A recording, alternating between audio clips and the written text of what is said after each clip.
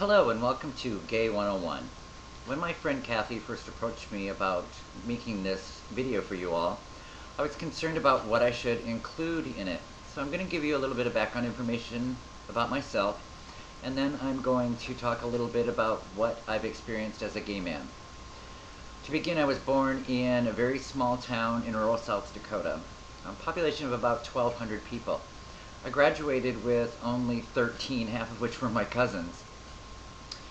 In those years, which was the early 60s, there wasn't a whole lot being mentioned about gay, lesbian, transgender. It was all very frowned upon, I guess is the best word to look at it. Homosexual at that time was against the law, and religion had a very strong impact on how people perceived gay people. You know, we were perceived as less than human, I believe. In 1976, in a very small bar outside of New York called Stonewall, the police came in to arrest the patrons of the bar. They had had enough and decided that they would fight off the policemen. The bar was called the Stonewall Inn. You may know that every June 29th, most major cities have a gay celebration. That celebration is known as the Stonewall Rebellion, and is also known as the beginning of the gay rights movement. Not too long after that, in 1978, in another major gay mecca, San Francisco, the first openly gay city councilman was murdered, Harvey Milk. He and the mayor, Moscone, were murdered in the Capitol.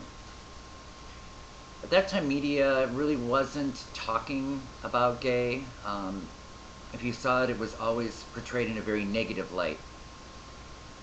Some information about myself and being gay. I didn't actually come out until I was a freshman in college. Even though my best friend and I, who grew up together, spent our entire adolescent lives together, both of us turned out to be gay, but didn't tell the other out of fear and the repercussions. I don't know, maybe we were afraid we would disappoint the other one. But whatever the reason was, we never told each other. In my 20s, I decided to move, and I moved directly to San Francisco.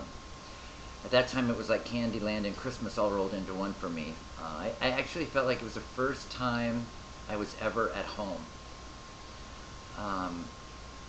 You could see every race, color, creed, and belief system known on the planet was in this city that was only 14 miles long and 7 miles wide. Castro Street was the epicenter of gay life at that time.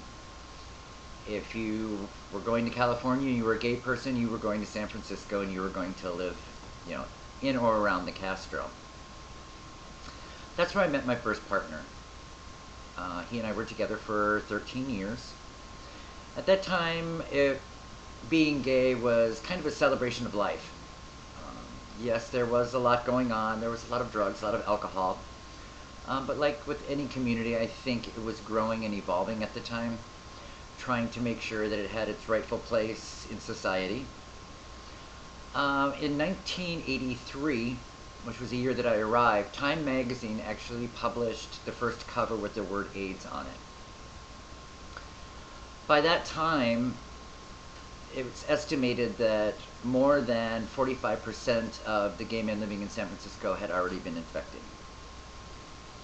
What that did to this city is hard to comprehend.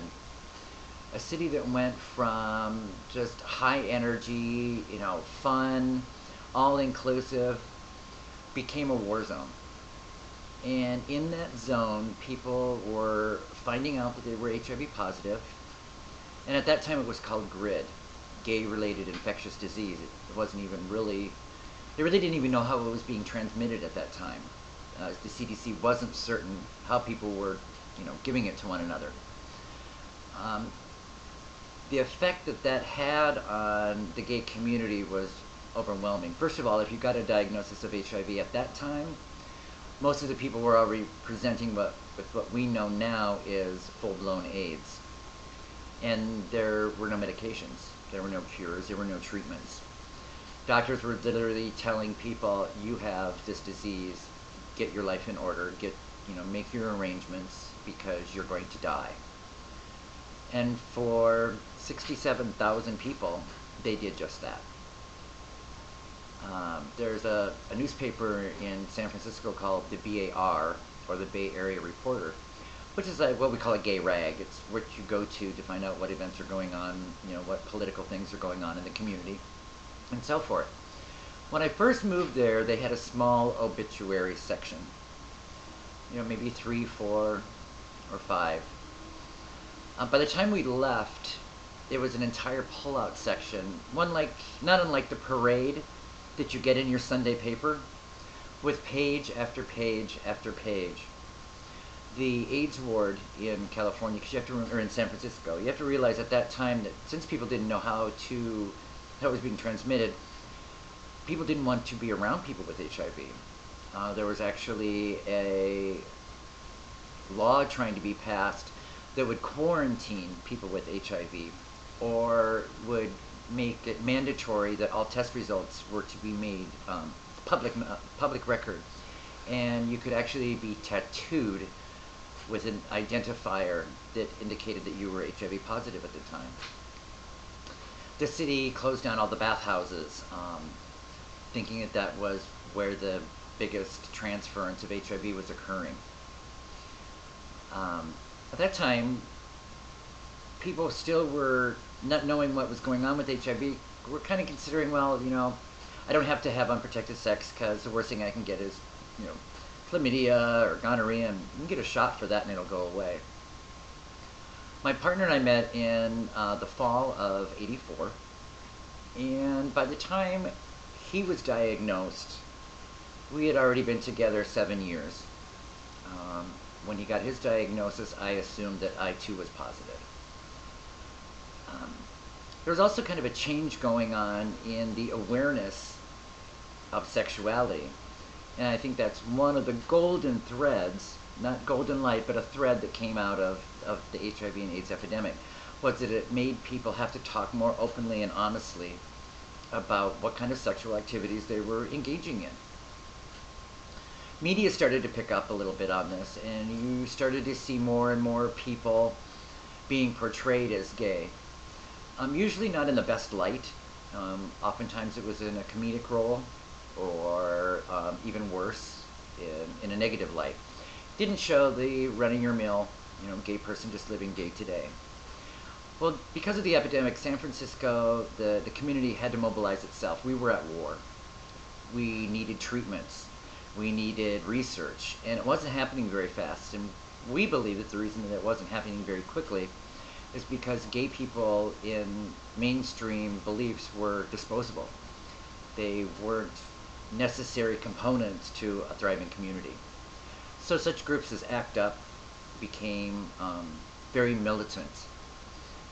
In the fact that so many gay people were infected and dying, the lesbian community of San Francisco became care providers for the gay men in the city, running blood draws, being care providers. And to be honest with you, we hadn't been that kind as a gay men's community to the lesbians. It was kind of a separation, but at this point in time, at least in San Francisco, the lesbian population kind of got together with the gay population and did whatever they had to. This is also the year that Ellen DeGeneres decided to come out on national television, which was a milestone. It was, I think nearly every television in America was on this particular show just to see this one person come out. It was also the year, excuse me, that Matthew Shepard, a young gay man in Colorado, was murdered brutally because he was gay. He became the poster child of what we now know as hate crime laws. At this point in time also is when my partner began to get very ill, and I became his care provider. What you don't realize as a heterosexual person is that the rights that you have as a partner, a lover, don't transfer over to the gay community. At least they didn't at that time. A gay person could become sick in the hospital. His parents or family members would come in, and you would be barred from seeing the person you'd spent your life with. I, in fact, knew that there were certain legal things that I could do, so I became my partner's durable power of attorney and his healthcare proxy. But I had all that paperwork signed in California. When he got so ill that I couldn't care for him all by myself, I decided to move him and myself to live with his parents, or his mother rather, in a very, very small town in Michigan. While there, when everything was running smoothly, his mother was fine with letting me, pretty much take care of him. Well, I did take care of him 24 hours a day. As long as I paid her rent, which she required monthly, everything was okay. There came a time where she and I had a disagreement, and she wanted me to stop giving him his medication. At this point in my partner's life, he had become very, very weak. He went from being 6'4", probably 190 pounds, to 100 pounds. Couldn't remember how to swallow. It was difficult for him to eat. He had forgotten how to talk. He had a disease called toxoplasmosis that had eroded away large portions of his brain. And his mother wanted me to stop the medication because she didn't feel like he was there anymore. When I refused, she called the police and had me removed from the house under a trespass law. Subsequently, he died a month later. They never called me. I found out through a next-door neighbor. However, in his signing over powers to me, one of the stipulations was that I was to get his remains. And unknown to me, his mother had his body cremated the night he died and refused to give me those remains. I was the first person ever in Michigan, and I would imagine surrounding states, to ever file a petition suing a biological parent, under these circumstances. Unfortunately, my partner's twin brother was an attorney, and I was in a new town, new state, new city, not knowing anyone, and just didn't have the the financial needs to actually, fight this. And it was time for me to move on with my life and try to decide what I was going to do with it now that my partner was gone. What I decided to do was to move to a larger city. I'm now in my 40s, and it was like starting all over again. I was coming from a rural town in Michigan I moved to a larger city, first Kalamazoo and then to Detroit, where I became a prevention worker. I became very active in AIDS awareness and LGBT issues and in the community in general. By this time, homosexuality is a little bit more acceptable. It's not quite where it is today, but there was a lot of work to be done. And as a gay person, I felt that was my obligation. Having gone through what I did with my partner, I knew that I wanted to be on the leading edge of creating laws that would go forward and make it easier for young men and women, in the United States to get the same services that other people do. So I became part of the gay marriage, activism that's been going on for many, many years across the United States. Only until this last election was it ever even addressed by any of our presidents. We still have a number of states that do not acknowledge it. The number of states that do acknowledge it is growing. What that means for us as a gay community is that our relationships are recognized as viable, real relationships of love between two individuals. It also opens up a whole new area of taxation and benefits. An example, in 9/11, a number of gay people worked in the Twin Towers and had partners and had been with these partners for many, many years. However, at the outcome of 9/11, when traditional family members were receiving spousal benefit from the 9/11 Tribute Fund, gays and lesbians were excluded from that fund. They were not allowed to collect benefits on the death of their partners. That changes now, that all of those types of things come into play. you can no longer be kept from a partner as long as you're, in a recognized state that recognizes gay marriage. Spousal benefits, pension plans, 401ks, all of that stuff that prior to this time would have been given directly to biological families, now in the case where it's specified can go to a gay or lesbian partner in a relationship. Now when you turn on the TV, you're lucky to find a situation comedy or a television program that doesn't have at least one gay person, in the cast. And I kind of have to giggle because I remember when I was very, very young hearing about the gay agenda. How we're trying to change the world.